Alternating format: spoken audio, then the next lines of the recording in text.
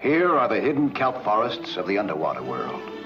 But above this marine jungle, there is today a giant oil operation of the Cordillera Mining Company.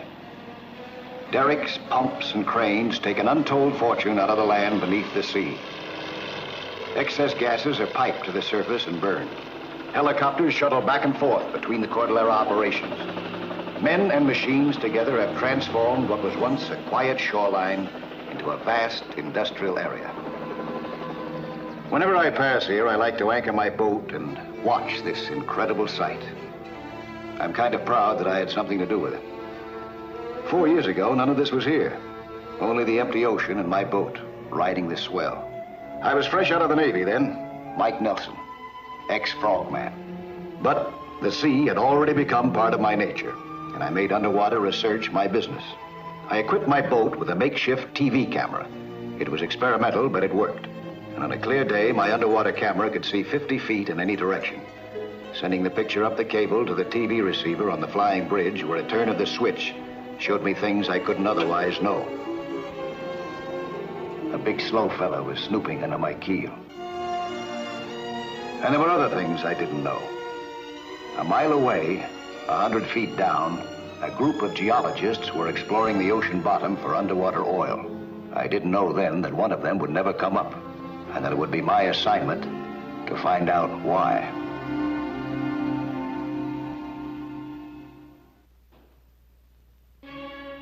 At 8:30 a.m., the heavy fog lifted. It was then that Lieutenant Dawson, on the bridge of a Coast Guard cutter, noticed a derelict boat. There was no sign of life on deck. Her name is Geronimo. There's still nobody at the wheel. Oh, she must have drifted a half a mile since we first sighted her. Her anchor's dragging. We better take a look at her. Let's pull alongside.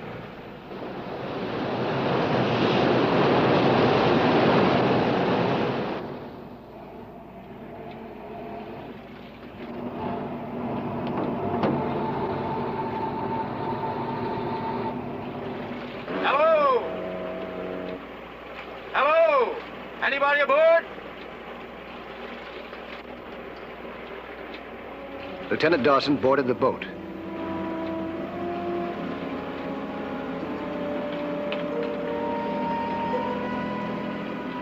Is anybody down there?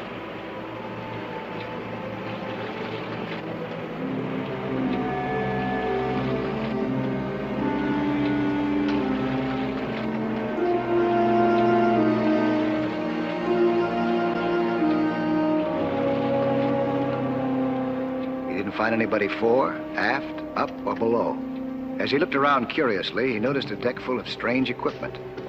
Skin diving lungs, complicated instruments, seismographs that geologists use, different magnetic detecting devices, and a cabinet full of jars filled with sediments of different grain and color.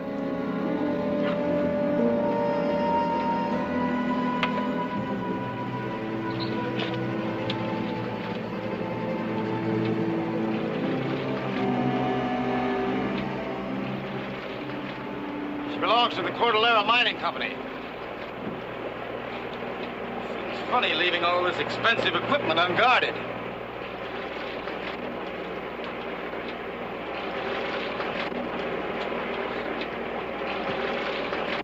All right, let's tow her in.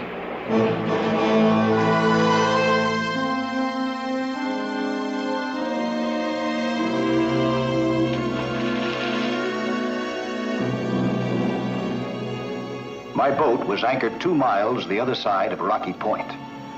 My assignment? Underwater research for marine land, the largest oceanarium on the West Coast.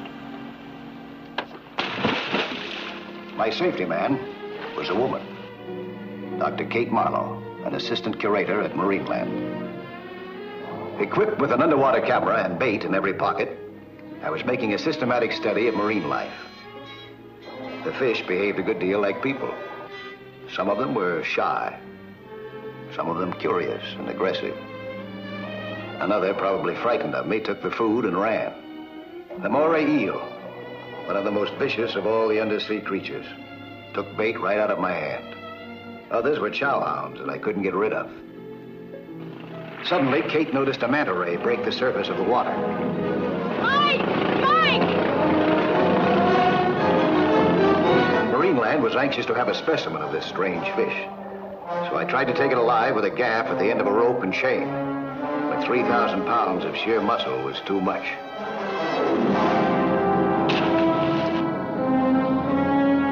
Neither I nor the rope could match the strength of the fish. When Kate got down, there was nothing left to show her but the end of the broken rope.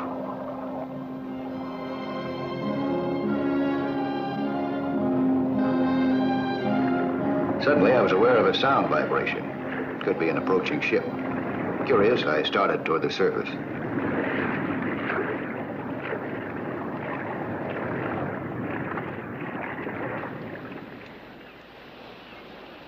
I was puzzled by what I saw. A Coast Guard cutter had an unmanned boat in tow and was approaching as though to hail me. Hello, Mike. Hi, Lieutenant. Looks like you caught something pretty big there. You know anything about her? I found her abandoned the other side of the point.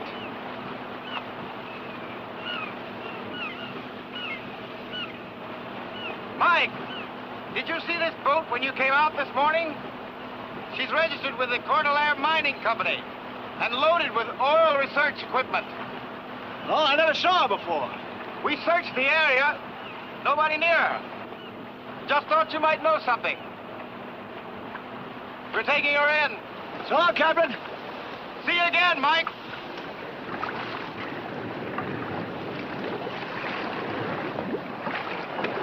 What's the matter? That boat. Doesn't make sense. Why do you think that crew abandoned her? Hasn't been a storm in over a week. She looks shipshape. It was a mystery to me. A few miles away, the one man who could have supplied the answer to this mystery was swimming into shore from deep water. He seemed to know every shoal, every rock, every grotto.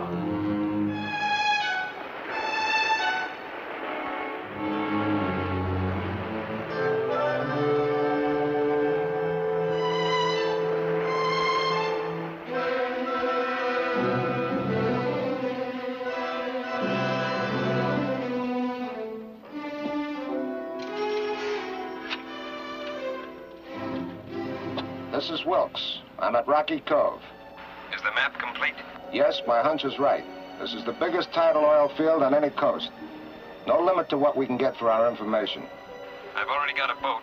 I'll come into shore at midnight, take you and Barney off. We'll be in Mexico by morning. There's been a change. Barney didn't see it our way. Oh? What'd you do about it? The Octopus. That means trouble. The Coast Guard will organize a search. They already have. I was 2 miles north of here and one of their boats came into sight. Well, I had to abandon the Geronimo in a hurry.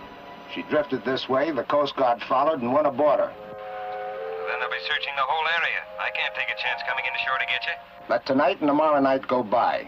The next night, midnight, show a white and green light off of Rocky Cove. If I answer with a white light, wait for me. I'll swim out to you. If I don't answer, try again every following midnight. How about food? I'll live off the sea. A 2-mile swim at night in choppy water won't be easy. It's a good thing you'll be using your snorkel. I don't have one. I had to abandon ship too fast. Think you can make it without a snorkel? Don't worry, I'll get one. There are plenty of skin divers on this part of the coast. Okay. Night after tomorrow night. I'll be waiting 2 miles off Rocky Point. Check. It was late afternoon by the time we got back to Marineland with the day's catch.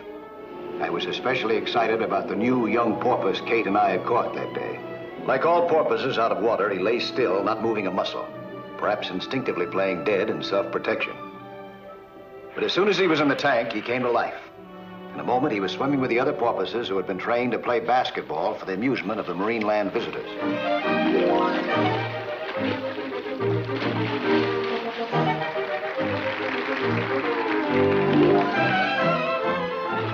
I could have spent the day watching the game. Any day but today.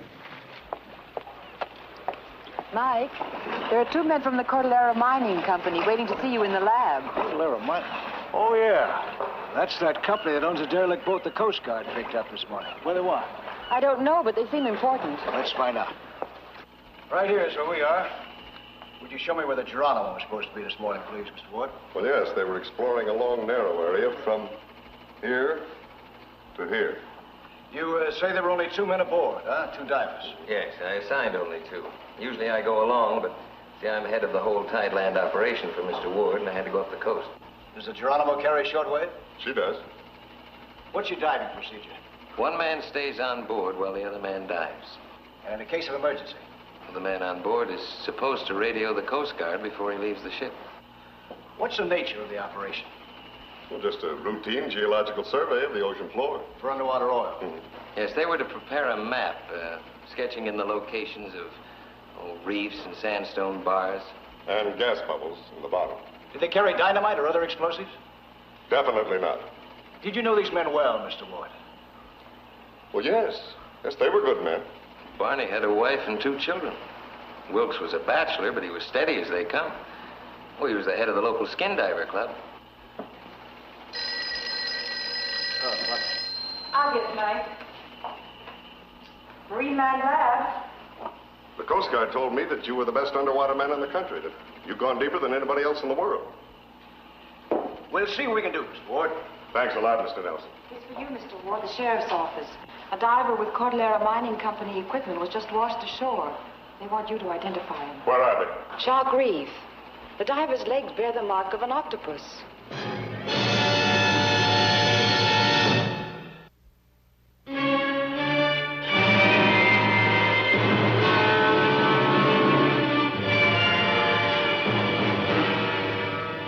Within 20 minutes of the call telling us of the discovery of a dead skin diver, we reached a lonely stretch of beach north of Shark Reef. It's one of our men, all right. It's Barney. There were two divers. This is the only one washed up, sir. What's this about an octopus? It was an octopus, all right. You can see for yourself. There's the marks of the tentacles. That arm must have been a good 4 feet long. Well, that solves our mystery. Hey, sure looks like the marks of an octopus, all right.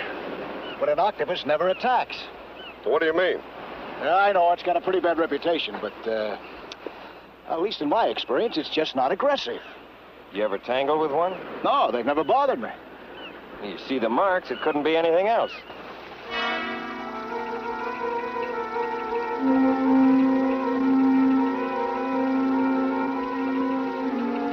Mike, here's another man who agrees with you. And I checked with the Institute, same opinion. The octopus is not an aggressive creature. Mike, can I go along with you tomorrow? No. Why not? Not until I find out a little more about this particular octopus that we're up against. Isolated Crab Inlet used to be a favorite place for skin divers. The water was considered free of any danger. The holiday for these two began with a perfect day and a calm sea. They didn't know what the water hid from them. They didn't know they had something someone else wanted.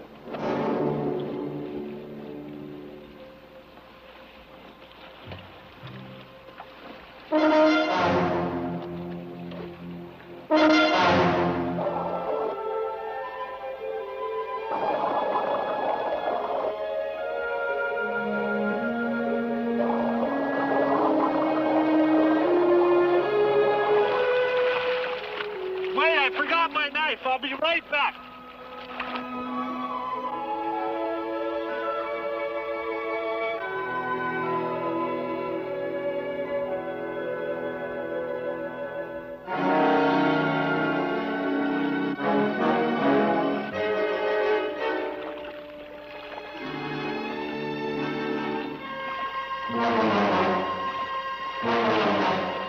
Hey, that's my snorkel. Hey, Mr. Wilkes, don't you recognize me? From the Skin Divers Club.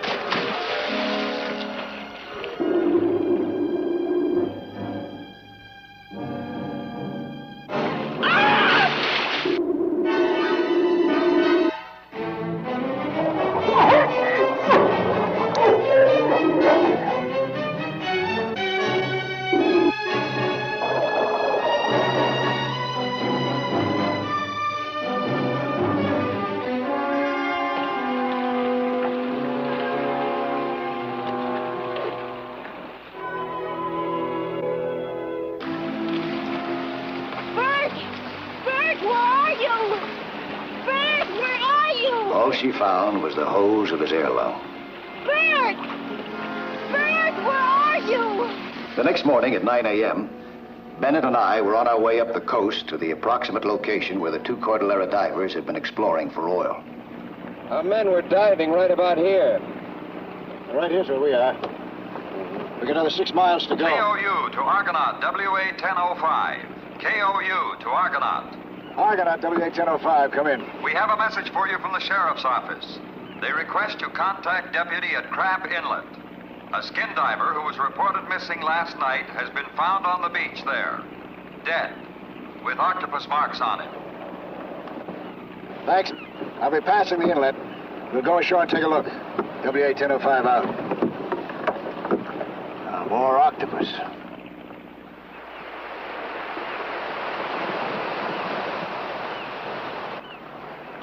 He was dragged under yesterday.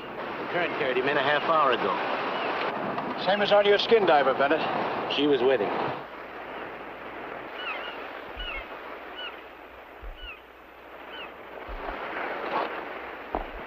Blue kelp. Cyanophyceae, the professors call it. Wonder what it was doing in a boy's T-shirt. Well, he went in for a swim. Kelp got stuck to him, and he came out and put on his shirt. But he didn't come out. He was drowned. He was washed ashore. Well, he could have come out and gone in again. Yeah, but he wouldn't have brought this piece of kelp out with him. Why not? Because this kind of kelp is found only at one place. Rocky Cove. I've seen that stuff everywhere around here. Red, brown, and green kelp, maybe, but not blue. And Rocky Cove is a good mile from here. Skin diver swims down. He doesn't go in for distances. Look, we're looking for one of my men, not kelp. What difference if it does only grow there? I really don't know. But first, we'll take a look at Rocky Cove on the way up there.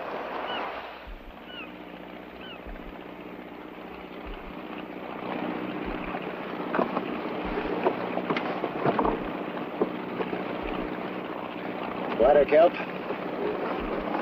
angelfish, there's some eelgrass, red snapper, bladder kelp.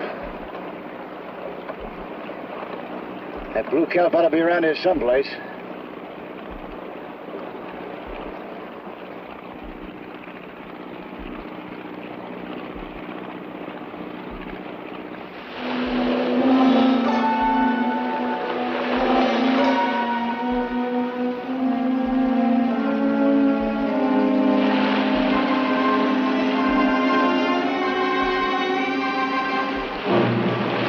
I guess it's too deep to show up the screen. I'm going down.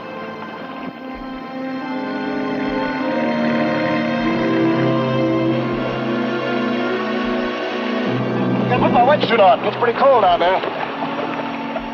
Wait a minute.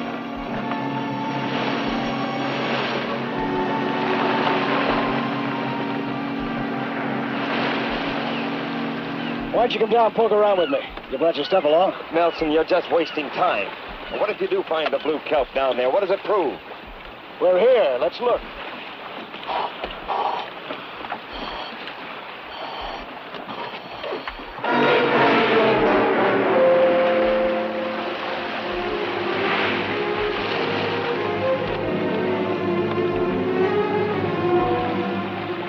Not knowing what to expect, I had my spear gun ready. But at 30 feet below, the blue water seemed to hold no threat.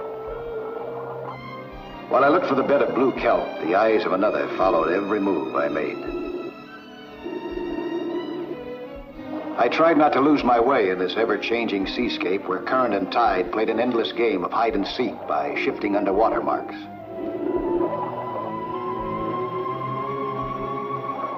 The tangled jungle of kelp seemed friendly. The rising strands tinged the water with a soothing green. But time was wasting, and I lit a flare to help my search. Then I saw it, the blue kelp. I knew I had my bearings and felt safely at home again. I dropped the flare to mark the spot and started up to get Bennett.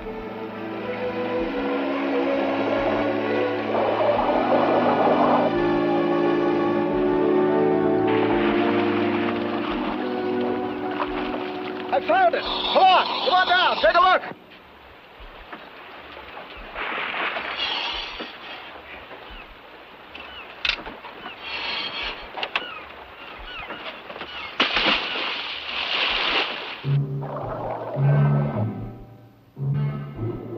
Bennett seemed to be at home in these waters. He swam down with powerful strokes, spear gun in hand, following me, while that other one, unknown to me, followed us.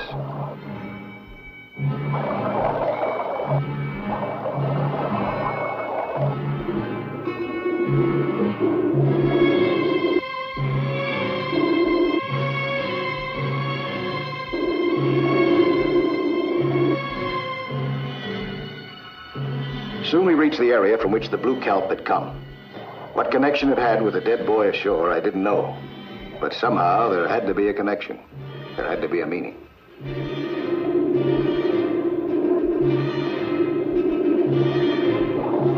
Suddenly I was aware of a new sound in the water. Air bubbles, not mine, not Bennett's, but a third air lung somewhere near. I twisted around to look. Who was he? Then I saw the weapon in his hands. He was the Octopus. I tried to warn Bennett, then spun to meet the stranger and was ready to fire. But suddenly, Bennett knocked the spear gun from my hands. Then I knew why Bennett had tried to keep me away. There was no way out, except what I'd learned from the sea. Obscure the water like the giant squid. The magnesium flare. Blind him.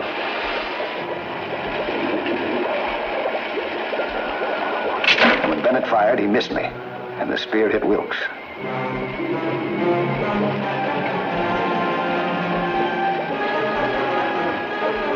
Now, with the odds even, I had a chance to handle Bennett.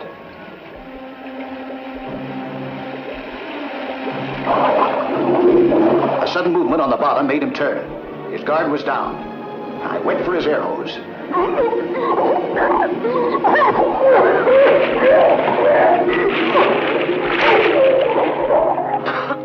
KOU to Argonaut. Hello, Argonaut. This is Lieutenant Taylor. Come in, Mike. I need assistance, Lieutenant. 50 yards off Rocky Cove. The Geronimo mystery is now solved. We're on our way. Bennett had been turned over to the sheriff. The law was satisfied, but I was not. I conducted a few experiments on myself with an octopus in the Marine Land tank. And 2 hours later, when Mr. Ward arrived in the seaplane, I was prepared to give him a first-hand report on how Wilkes had murdered his fellow geologist. Object? To keep for himself and Bennett a newly discovered oil basin worth a fortune. See? Marks from the fake thing are clear-cut, sharp around the edges. Mm-hmm. Marks from the octopus are irregular. You like to find out things for yourself, don't you? Only way to be sure, I guess. You know, Mike, I could use someone like you to replace Bennett. What do you say? Oh, there's a great future in underwater oil. Pays well. Thanks, but I'm afraid I'm not your man. I gotta be my own boss. Guess the ocean has spoiled me. Well, the ocean would still be your base of operations. But I want to be free, too. Free to, well, be able to say yes if someone should phone me and say, Mike, I've got hold of a map to a sunken ship that's supposed to be laden with gold, or we've got evidence of a lost civilization off the coast of Africa, or there's a derelict boat we just picked up off Rocky Cove. Understand? Yeah, I guess I do. Well, there'll be a check for you in the mail. Oh, but if you should change your mind, you can always reach me. KOU to Argonaut WA-1005. KOU to Argonaut. Argonaut WA-1005, come in. That you, Mike? This is Mike Nelson. This is Smitty. Are you free? I'm free. So long, Mike. Bye, Mr. Ward. Can you come out to the Harbor Lighthouse? I'll be right there.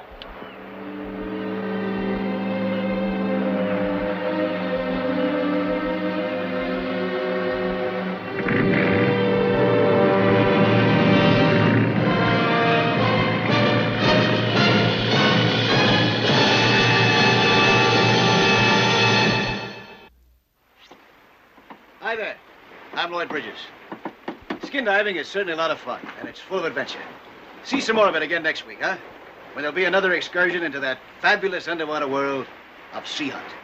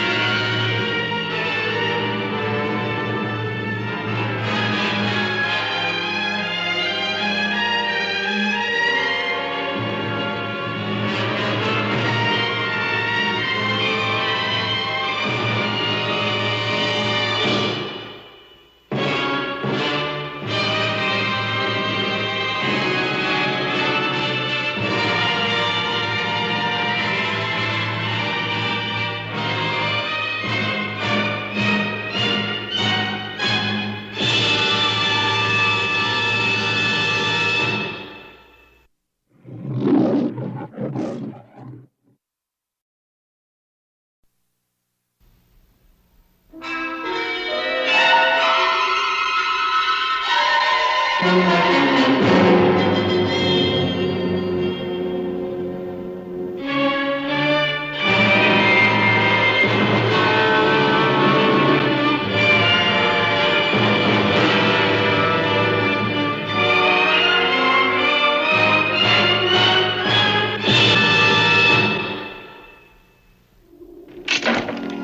name is Mike Nelson. Last month, I was called to Florida. My assignment was to test a new type of spear gun. The manufacturer wanted to know how straight it would shoot under different conditions. The job was simple and comparatively safe. But you never know what will happen under the sea. Those spears had extra sharp barbs. I knew they could slice through the toughest shark hide in the ocean. But what I didn't know was that one of those spears would be used against me.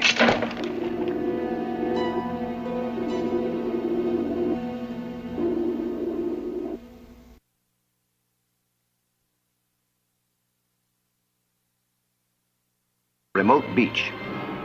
One afternoon, the surf began to get heavy, so I decided to climb out before I got pounded senseless.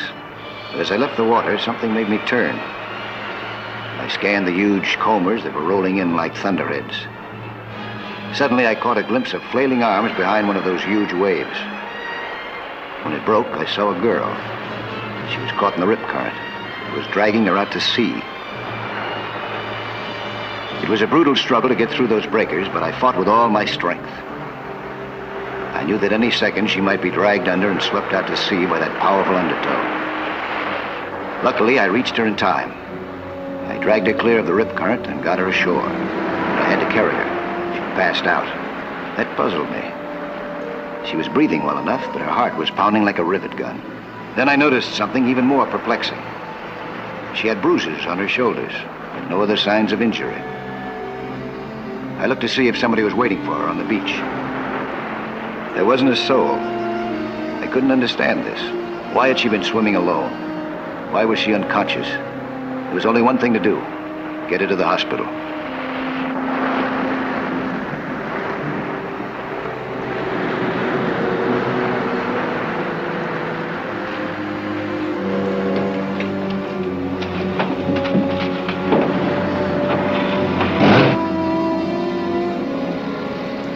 I've been deep sea diving for a good many years. I know what can happen to a person in the ocean. But this girl was a complete mystery. I waited at the hospital till she was revived. I wanted to see what she would say. Just relax. You're all right now. You're in Miami General Hospital. Miami? What's your name, miss? Please tell me your name. Is there anybody I can contact for you? Your parents? Your husband? Anybody at all? Is she unconscious again?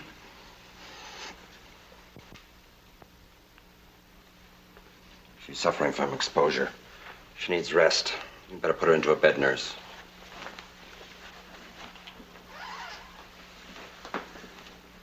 She gonna be all right, you think? Oh, I think so. You're sure you don't know who she is? I'm positive. Well, this is Dr. Barton. Get me the police. The next day, I was called for questioning, but by the United States Immigration Service instead of the police. It must have been important. I was told to report to the head of the bureau himself. Mr. Nelson, when you rescued this girl yesterday, she was swimming alone? Yes. Yes, she was. And it seemed strange to me, too, that she was in such an isolated spot. Nobody waiting for her. Oh, was there anything else that seemed strange to you? Oh, yes, those bruises on her shoulders. I remember that because, well, at the time I said to myself, gee, that's funny. Those are the same kind of marks that I've seen on a beginner at skin diving. Skin diving? Yeah, the harness straps of a diving lung. Diving lung? Well, that may be something. Is Castro still in there with you? Yes, he is, Mr. Tucker. Well, send him back in here, will you? You've heard of Duke Castro, haven't you? Who hasn't? You mean the mobster was deported a couple of months ago, don't you? Yeah. We picked him up in downtown Miami yesterday. No. Yes. Oh, he didn't waste any time getting back into the country, did he? No, he didn't. Al Castro, have you decided to tell us how you got back in the country? I'm saving that for my autobiography. When was the last time you were vaccinated? When I was a kid. No, let's take a look at it. What for? No, I want to see if it's any good. It's good. Take off his coat. Now his shirt. What is this? Hey, you want to get that beautiful shirt all mussed up? Castro took his shirt off, and there were the same dark bruises on his shoulders. You satisfied? Bruises caused by the straps of heavy diving lungs. And believe me, my lawyer's going to hear about it. Take him away.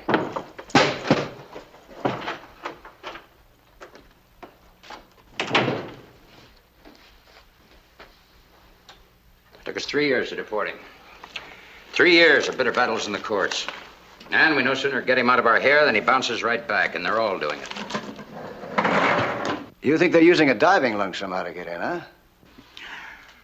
Well, that does sound like a fantastic idea, doesn't it? How far could a person swim with one of those things strapped to their backs? Well, with a 3-tank job, that's the biggest.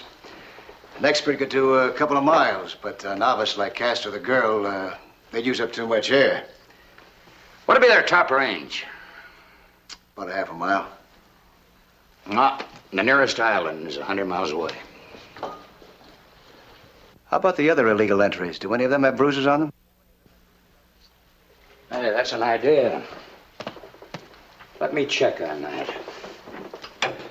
Hey, Courtney. Yes, Mr. Tucker. Call the morgue. Find out if that body that was washed ashore at Key Largo had any bruise marks on the shoulders. While Tucker waited for the answer, he sent me to the detention facility to see the girl. We figured that because she was indebted to me for saving a life, she might give me some helpful information. But before I could ask any questions, she did some asking of her own for a very special favor. The officials said that if a responsible person will vouch for me, they will release me until my hearing next week. Oh? Yes, on bond. It can be arranged for $50. I can guarantee to pay it back in a few weeks. Well, I don't know anything about you. I don't even know your name. And Mr. Tucker tells me that you've refused to answer any questions. Please. I know I give you little reason to trust me. But I promise I will tell everything I know at my hearing next week. Why'd you tell it now, then? I cannot.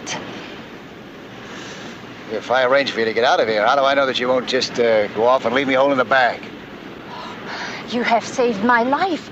I wouldn't do anything like that to you. Oh, please, please, Mr. Nelson. Help me. Okay. I'll go check with Mr. Tucker. Courtney. Yes, Mr. Tucker. Courtney, prepare a bond. I'm releasing number 8566 in Mr. Nelson's custody. I will, Mr. Tucker. And the morgue just got back to me. Very pronounced bruises on the shoulders. Somebody's sending a lot of 3-tank diving lungs. You want me to check into it? No, my men will take care of that. You concentrate on number 8566. And good luck. Thanks. I'll check with you. I got your number.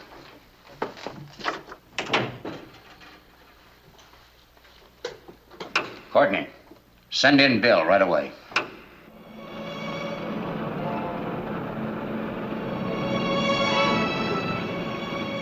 The mystery was right back where it started, in my lap. 110 gorgeous pounds of it. With a charming accent, but no desire to tell what she knew. We checked out of the immigration service gate. Mike Nelson and a girl. A girl who could have been a key figure in a vicious scheme to repopulate the criminal ranks of our country. But instinct told me that she was a decent person, worthy of my trust. So I tried to relax. Headlights appeared in my rear-view mirror from time to time. I didn't know they belonged to just one car. The car that was following me.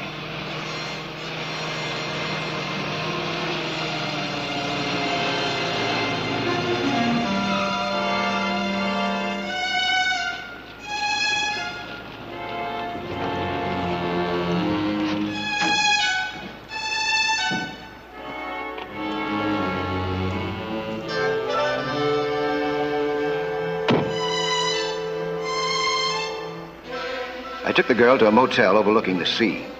While I was checking her in, someone lifted a spear gun from my Jeep. He was after the spear itself, the one with razor-sharp barbs. As I got the girl settled in her room, the man with the spear kept out of sight. Take your coat. This isn't exactly the Ritz, but it's comfortable. And you got the ocean at your back door.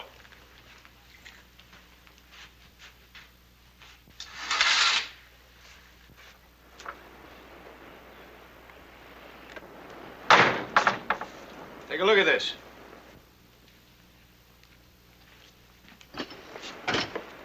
How's that for a view, huh? You like the ocean? It's very frightening. It's also very fascinating. You ever been underwater with a lung? Skin diving, I mean? It's late. I'm sorry, but I'm very Yeah, tired. I know. All these patio doors locked from the inside, so I guess I better sleep out here tonight. The immigration department wouldn't like it if I lost you. Neither would I. Before I locked her in the room for the night, she helped me make up my bed on the patio. She seemed to be a very nice person, but for some reason known only to herself, she still kept her identity a secret.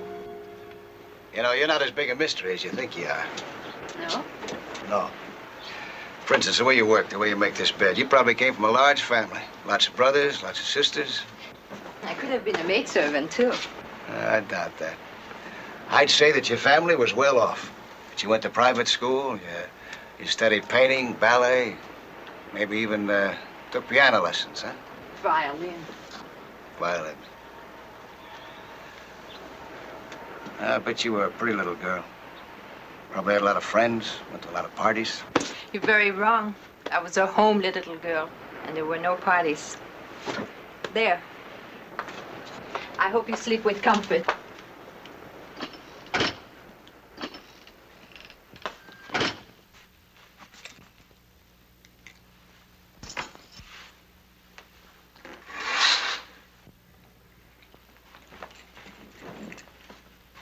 I'm sorry I have to do this. Night.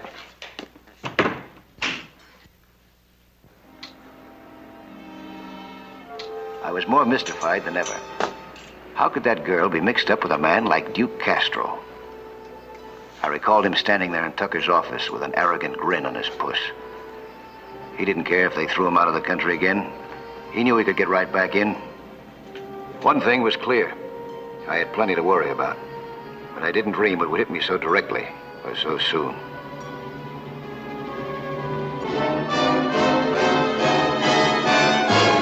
I'll take that key.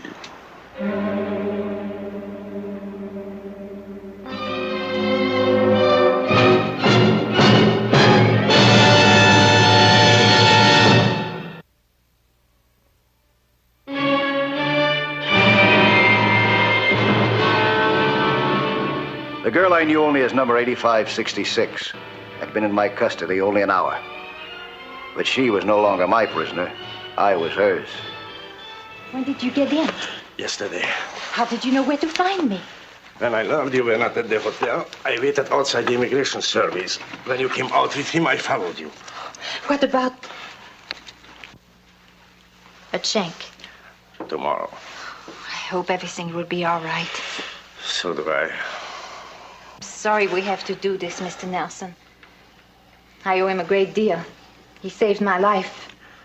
Make no noise, I will not harm you. I regret that this may make you uncomfortable, but it is the only safe way. Take my advice. Go to Mr. Tucker and tell him what he wants to know. I guarantee that he'll give you every possible break that he can. We cannot answer questions. You realize what you're doing? Do you know who else is getting into this country the way you did? Who? Racketeers, drug peddlers, professional killers. And they're coming back as fast as they were deported. How do you know? I met one of them, Duke Castro. America's #1 gangster. You want to leave the door wide open for people like that? My sister and I do not, of course, wish to give any assistance to such people. All right, call Mr. Tucker on the phone. No. Not till tomorrow night. Why not now? Can't we tell him? I suppose it would do no harm. The one who will come in tomorrow is our brother. Your brother? Leopold. That is why I refused to tell even the slightest detail. I was afraid the officials would stop him from making the trip. Leo is only 15. He's just a baby. You do him an injustice. Don't let him share out the fighting. What fighting? Against the tanks in Budapest. Budapest? Yes, he fought. But still, if he were to be stranded where he is now, he would be so helpless, so frightened. That is why we must keep you like that. We can afford to take no chances. So they were freedom fighters from Hungary. The girl's connection with Duke Castro was strictly accidental. I could fall asleep without fear of having my throat cut. We all fell asleep, praying that a 15-year-old boy would make his dangerous journey safely the next day. But as that day arrived, we were due for a bitter shock.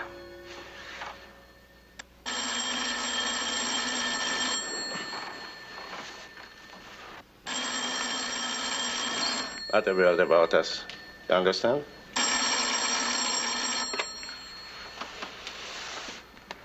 Hello? Mike, I'm sorry to get you up so early, but I thought you'd like to know. Your suggestion paid off. What was that? How about checking on those diving lungs? The manufacturer gave me the name of a dealer who's been selling a big lot of them. A customer named Cal Evans. Runs a fishing boat service out of Key West. The Coast Guard has him reported leaving San Cristobal this morning. San Cristobal? Yeah, it's a small island about 100 miles southeast of here. Well, what are you going to do? I'll catch him red-handed, I hope. I'm shoving off in a patrol boat right away. Did you find anything out about the girl? No, not yet. Now, this looks like the lead we've been waiting for. I'll see you when I get back. Good luck. Thanks. What is it? The immigration service. They are going to intercept Evans. Intercept him? With a border patrol boat. Oh, no. What will happen to Leo? He'll be taken under custody. Oh, no, he won't be. That man Evans, he promised to tow me in close to shore. And Tow then, yes, but a boat came by and he cut me loose a mile from the beach. That's why I almost drowned. You mean Evans is towing your brother? Yes, underwater, on a sea sled. A sea sled, of course.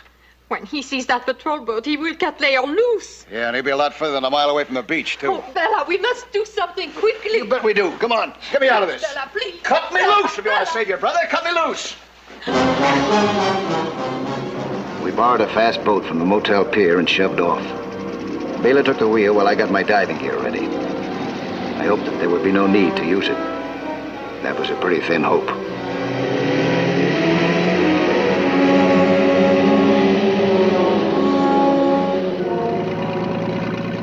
Ten miles from us, a fishing boat cruised at the speed of 7 knots per hour. The boat had fine equipment above and the most unusual equipment below. A sea sled with one passenger. He was strapped on tightly. Otherwise, the heavy drag of the water against his body would have pulled him off in half an hour. It was a long, lonely ordeal for this 15-year-old boy.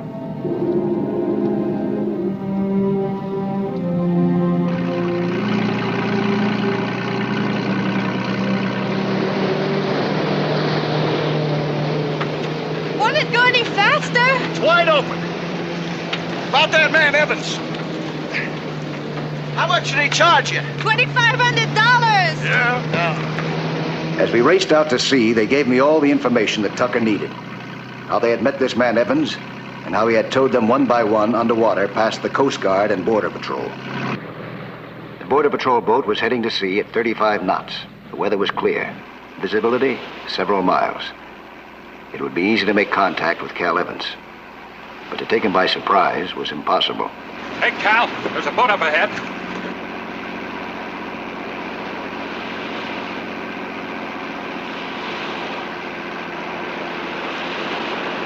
Doesn't look like the Coast Guard. No, it's a Border Patrol, and they're giving us a signal to stop. You're not gonna do that again, are you?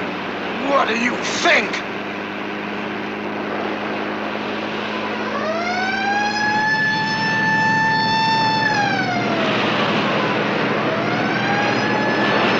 Leo Benedict was no stranger to terror. He had faced the tanks in Budapest. That had been in the sunshine and air with friends at his side. Here he was alone, sinking further and further into the pressure, the darkness, the cold. What was in his heart at this moment must have been beyond imagination. As he settled to the bottom, the Border Patrol ordered Evans to heave to.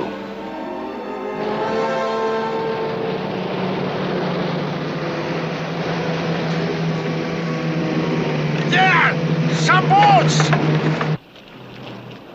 I could see Tucker pulling alongside Evans. But the sea beyond was empty. No sign of Leopold. No sign of a rescue pack or marker buoy.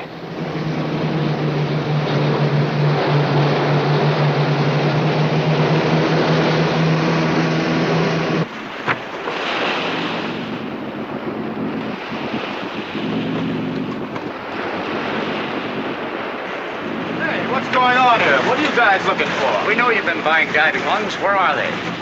I sell them in the Bahamas. Our speedboat tore across the sea, chewing up the remaining distance. I got ready to hit the water. What have you been towing? Pulled a boat off the sandbar this morning.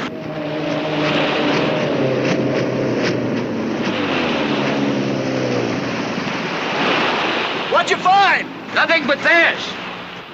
You cut him loose to drown like me. Only You inhuman duckhead! What are we gonna do? How far back did you cut him loose? Evans kept silent.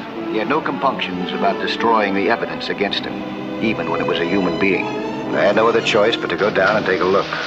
Leo could have been anywhere, 100 yards away or 5 miles.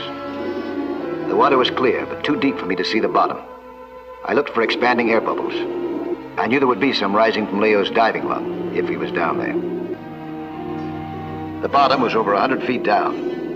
If Leo was at that depth, there was a new danger. If he got free of the sled, if he raced for the surface as fast as he could go, the bends would hit him like a pile driver. Or worse, air embolism would rupture his lungs. Either could kill him. Only a decompression chamber could save him. The nearest one was too far away to do any good.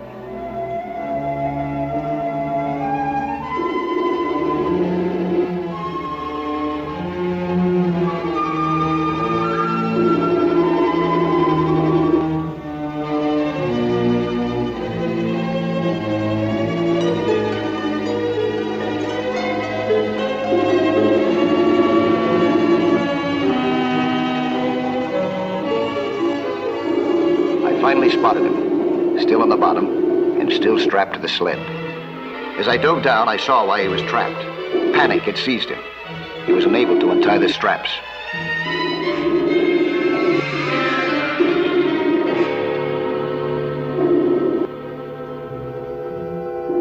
I began cutting him free. It was good to know the door had been slammed in Duke Castro's face. What's more, the mystery of number 8566 had been cleared up.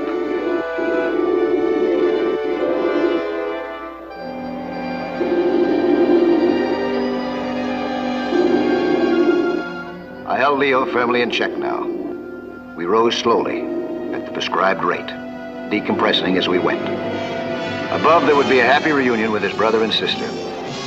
Perhaps there might even be what all three longed for most, a safe home in a free country. Oh, it was my pleasure. I'm glad I could help. Hey, wait a minute. Not so fast. Here's the $50 you put up for Lily Benedict's bond.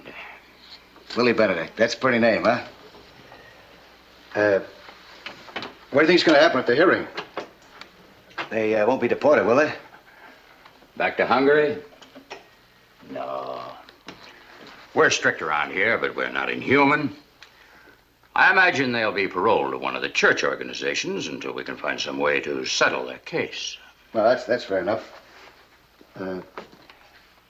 Meantime, you'll be keeping him here in the detention facility, huh?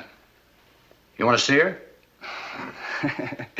Well, I was going to ask if I could take her out to dinner. Sure. But I'll have to have that bomb back. Rules are rules. It's worth it.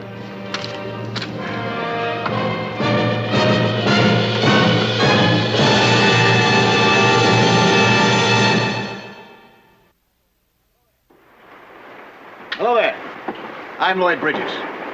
Skin diving is fun and adventure for young and old, but it can be dangerous. So know the sport well and don't take any chances. Be with you next week for another exciting sea hunt.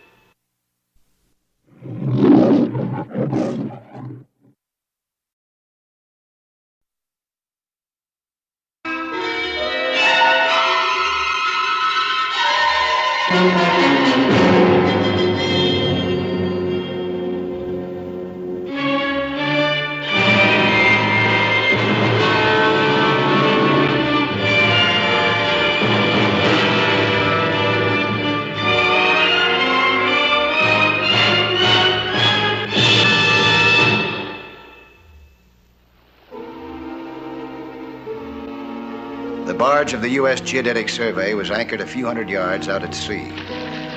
On the shore, watching, was a girl whom I was to know later as Kay Dalton. Beneath the surface, a group of skin divers under the supervision of my friend Jerry Kearns was busy at work. Using new methods made possible by lightweight diving apparatus, they were engaged in charting rocks and reefs and in photographing rock formations. The divers' work involved setting up some rather complex equipment. It also covered a good deal of territory in the ocean floor off the coastline.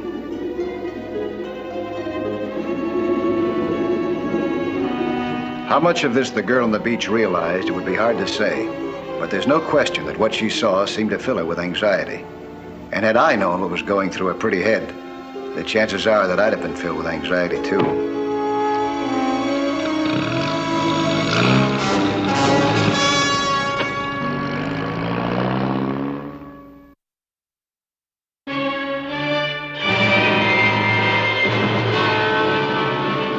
I had just completed a research assignment for Marineland and decided to take it easy for the day when a doorbell interrupted my plan.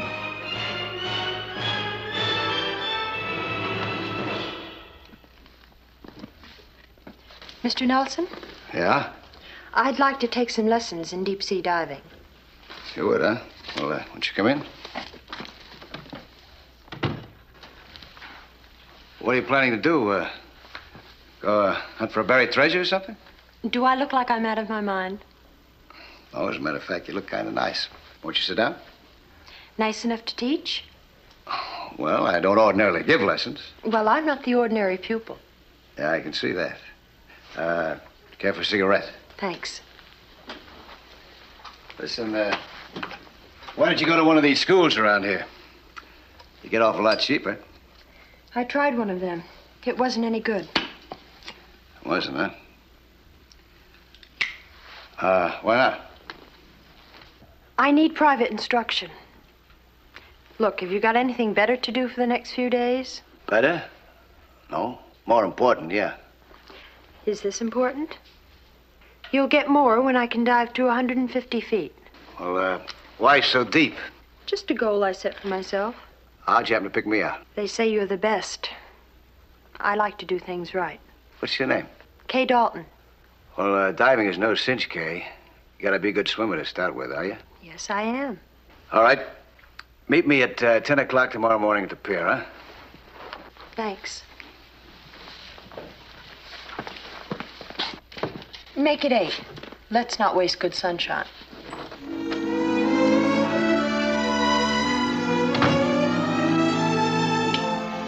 The next morning, Kay's lessons began on schedule. Ready? All right, here we go. I realized right off the bat that she was anything but the strong swimmer she claimed to be. But she had plenty of determination. What's first? All right. The snorkel. Yeah, put it in your mouth now, the way I showed you. Inside there. All the way in. Now you just duck your face and get used to breathing through it, huh? And while you're on it, take a look at that beautiful scenery down there. Come on, get out. To most novices, that first look into the garden beneath the waves is a big thrill, and I'd picked a spot where the underwater landscape was sensational. But the beauty of the kelp bed and the colorful fish life didn't excite her. When I accidentally touched her, I felt her body tremble. She was afraid of the sea. She told me she was a strong swimmer. She wasn't. And what was her game? I didn't know. Whatever it was, I didn't want any part of it. So at the end of the day, it was time for some frank talk. You're wasting your money, Kay. You'll never be a diver. Be patient with me. I'll improve. No, I don't see how. You can't swim well enough to start with. And you get all frozen up down there. You get scared. You're scared of the water. It's only my first day. I'm trying to be honest. You just haven't got what it takes. For diving, that is. Hi, Mike. Hi, Jerry. What do you say? How's it going? Great. I'll be at Vestry Point in a month. How about taking me out with you one of these days, huh? Sure. You name it. Say, who's your beautiful friend? Kay Dalton. Meet Dr. Jeremiah Kearns of the Coast and Geodetic Survey. Howdy. Be with you in a minute, Jerry. Take your time, buddy. Don't rush it. Look, don't feel badly, okay? Here. I'll give you your money back. No, I want to go on. I'll do better, I promise. Look, Kay. Please. Give me a chance. That's all I ask. All right. I'll meet you here the same time tomorrow, huh? Thanks, Mike.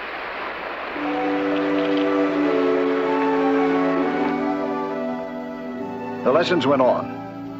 Kay was still plenty scared, but something drove her on. With the determination of a polio victim learning to walk, she began to make progress.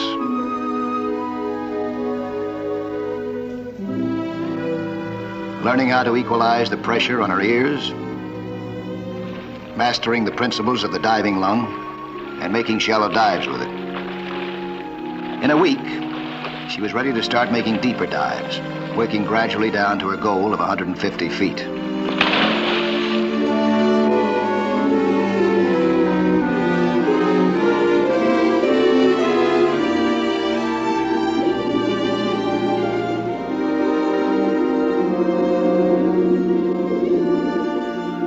Kay made a game attempt to face the facts of life under 60 feet of seawater.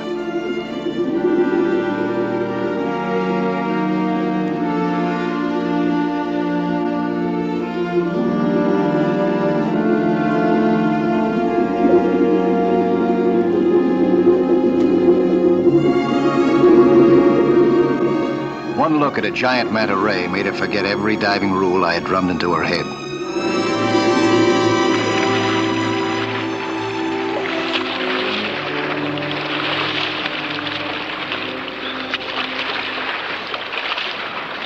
Don't ever do that again. I'm sorry. But whenever you're breathing compressed air, never ascend faster than the bubbles you exhale. I know it, but when I saw that big... What's the matter? You got a pain? All right, get aboard. I'm going to take you to the decompression chamber.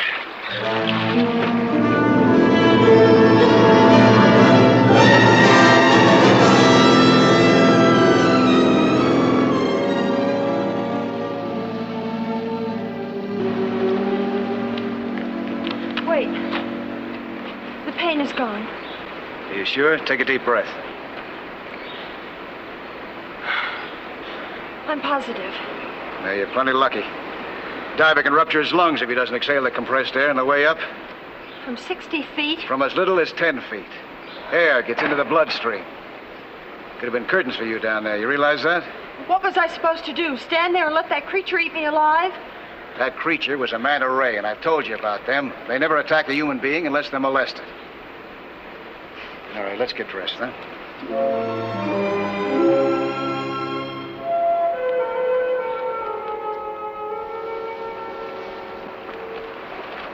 You still feel okay? Hey, don't you want to quit? No, I don't want to be responsible for you killing yourself. you won't be. Okay, why don't you level with me? Why is it so important for you to become a diver? Can you keep a secret? What do you think? Well, I'm an archaeologist. Oh, I know I don't look like it, but I am. 2 weeks ago, I found this on one of the beaches up the coast. I'm convinced it was brought from Mongolia thousands of years ago. Thousands of years ago. Yes, the early descendants of the Incas migrated from Asia about 5,000 BC. They dropped this on the beach, huh? I believe one of their boats was wrecked off Estuary Point, trying to make a landing. If so, there'll be other relics down there. Perhaps even part of the boat itself. What do you propose to do about all this? Well, this is a big chance for me to make a name for myself. Now, wait a minute. You think that you can do this kind of diving all by yourself?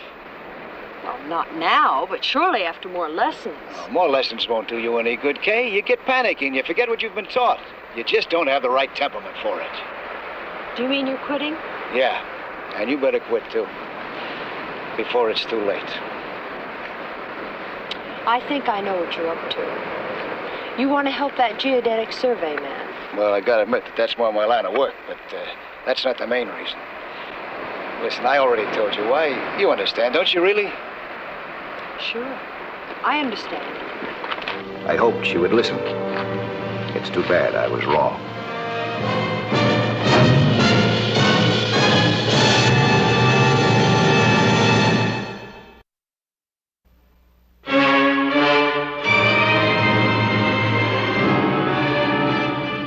The Kinder Sporting Goods store specializes in equipment for expert divers. Kay wasn't an expert, nor a diver.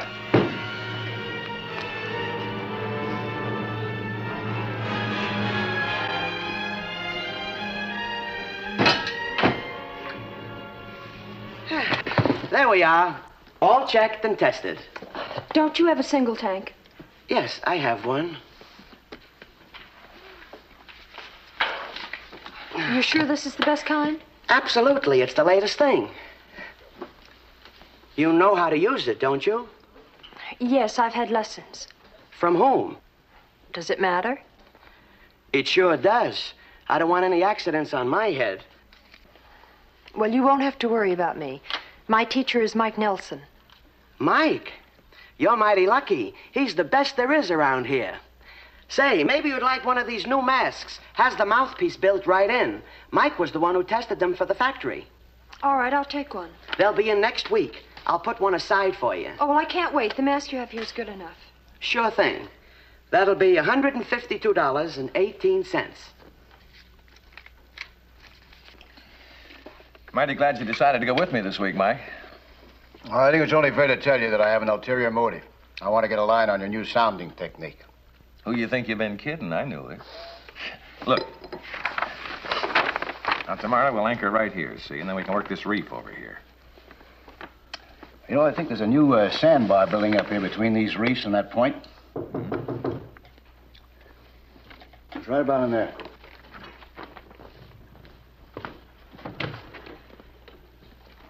Mr. Nelson? Yeah? I'm Pete Zwicky, International Marine Insurance.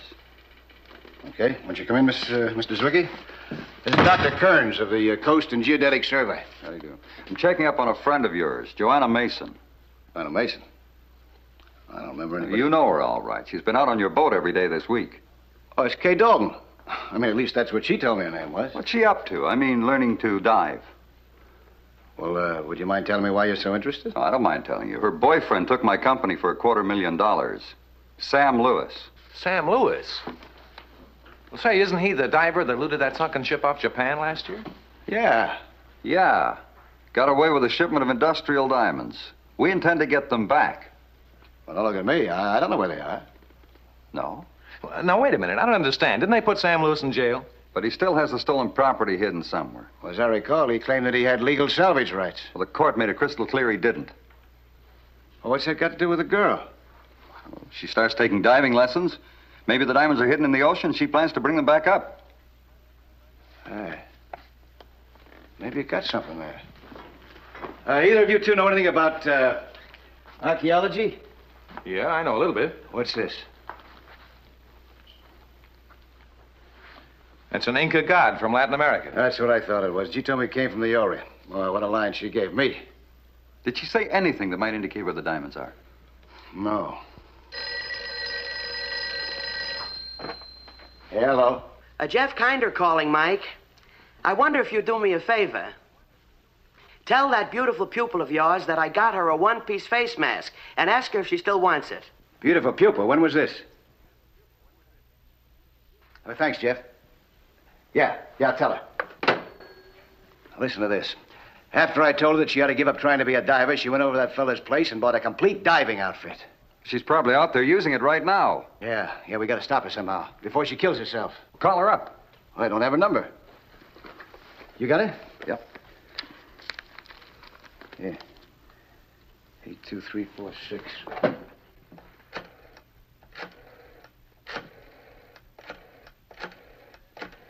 Hello, is Kay there? Who? I mean, Joanna. Oh, no, she's not here. Well, where is she, do you know? No, I don't. Who's this? This is Mike Nelson. I've been giving her some instruction on skin diving. Who's this, please? Well, this is her sister. I'm sorry, I don't know where she went. She was gone before I got up. It's his sister. Tell me, do you know if she's been in contact with Sam Lewis?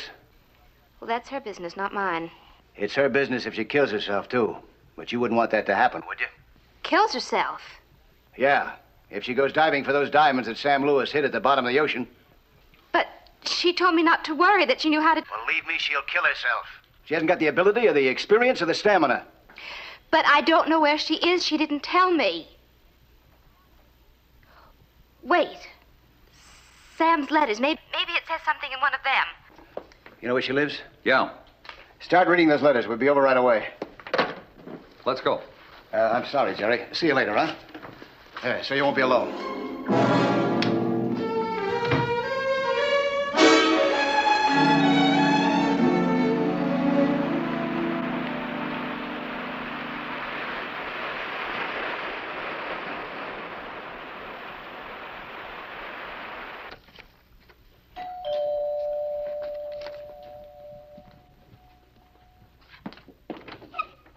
Mr. Nelson? Yes. This is Mr. Zwicky of the insurance How do company. you do?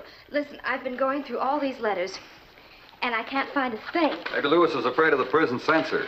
Except for this one. Now, maybe this is something.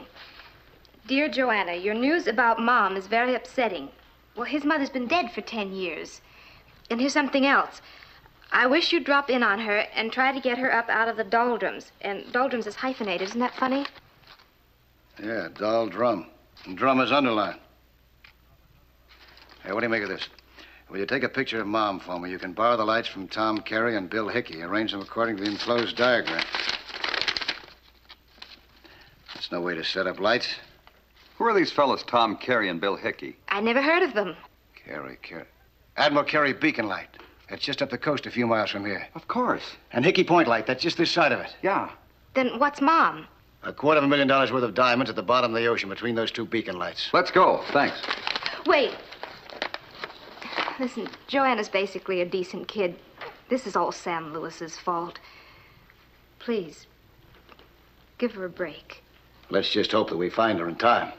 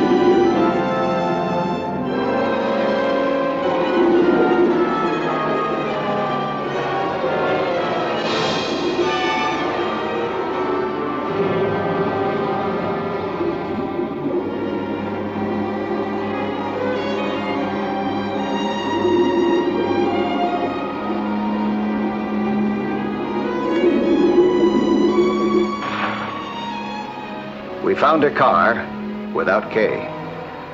It was obvious that she had tried the 150-foot dive. The rocks were rough, and so was the ocean.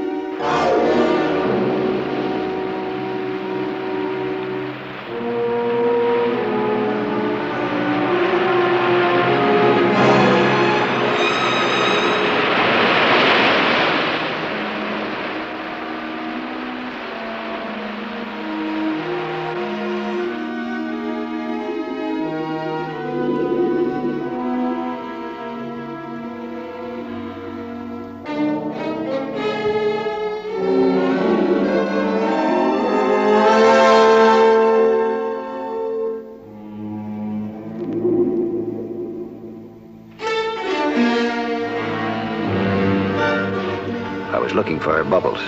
I couldn't see any.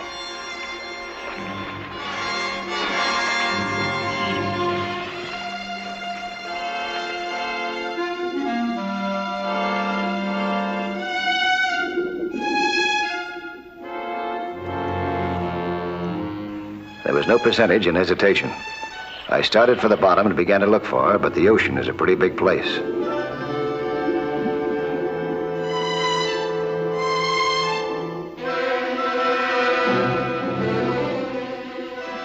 When I noticed her, she was hanging onto the rope of the oil drum, forgetting everything I taught her about decompression. I had to stop her ascent to save her life. She gave me quite a struggle, but I held on to her firmly until she quieted down.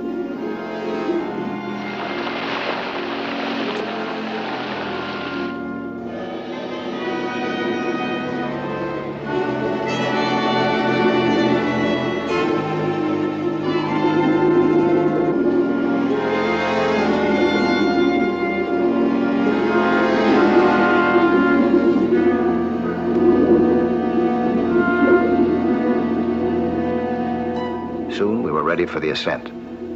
I brought her up slowly, obeying the laws of decompression to avoid embolism or the bends.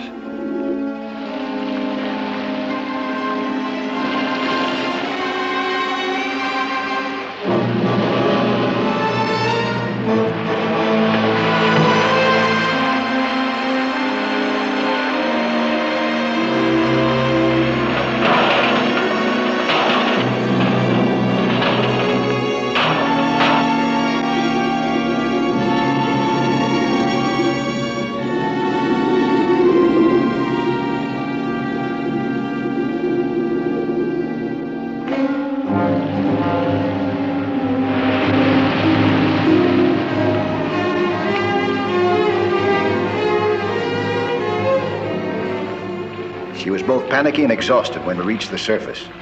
She gulped for air and fought to swim for shore.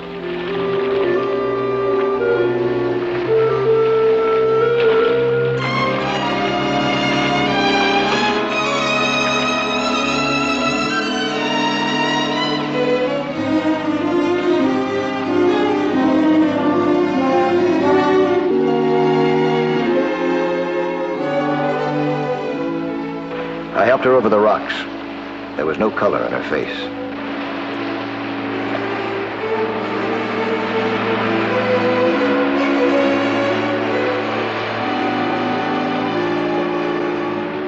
The insurance detective was checking the diamonds on the beach.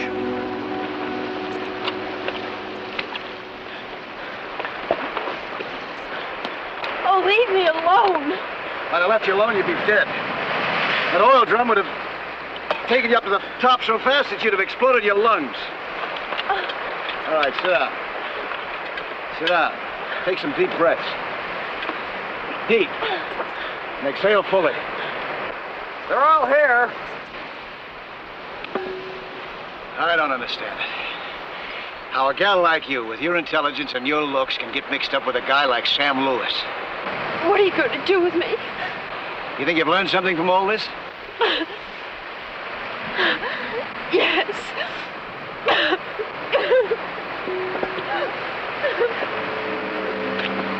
Can we let her go? Yeah, I think so. Come on, take you home. Maybe now your sister can pound some sense into your head. Thanks, Mike.